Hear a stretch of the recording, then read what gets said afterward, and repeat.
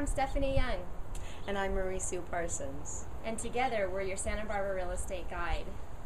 Today, I just came from a really interesting thing. I'm still freezing. I was standing on the courthouse steps, and a lot of properties went through foreclosure today. And it was a fascinating experience, and then if you ever want to do that, let me know, and I can certainly be your guide there too. Most of the properties that were sold today were basically reverted back to the lenders. Almost none were purchased by those of us that were standing there, and there were between 18 and 20 people there watching. 3 different people bid on properties while we were there. One fellow bid on a couple of them, ended up buying one, and the other 2 ended up not.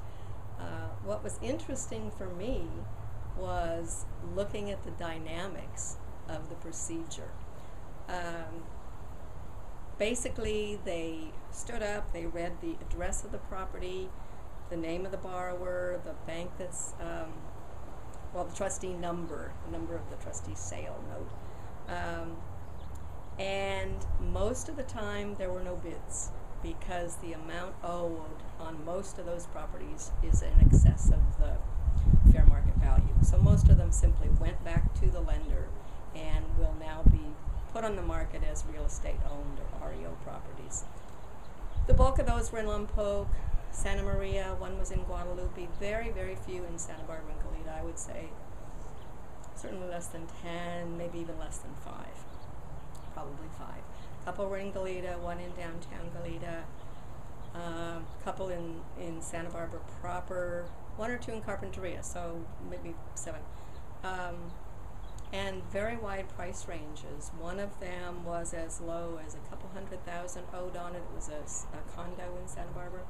And one was as high as $1.8 million owed on it. It went straight back to the lender. The people that wanted to bid, of course, had to show cashier's checks to show that they had cash in the amount that they were going to bid. And one property had 4 people that showed checks before they made their bids, and they do that privately, so the competition doesn't know what their max is. And then what was interesting about that, although 4 people showed their checks, only 2 actually bid. And I asked one of them later, I said, so you wanted to bid, but you didn't. And she said, well, they started the bidding at more than we wanted to pay. The most interesting one of all that took maybe 15, 20 minutes was one where they offered it for sale, there were no bids, they went to the trustee who was handling it for the beneficiary, the lender, and then the trustee offers it for sale on behalf of the beneficiary, and they offered it for $100, and immediately somebody went up and showed their check, and so they did do a bid. That did not sell for $100, obviously.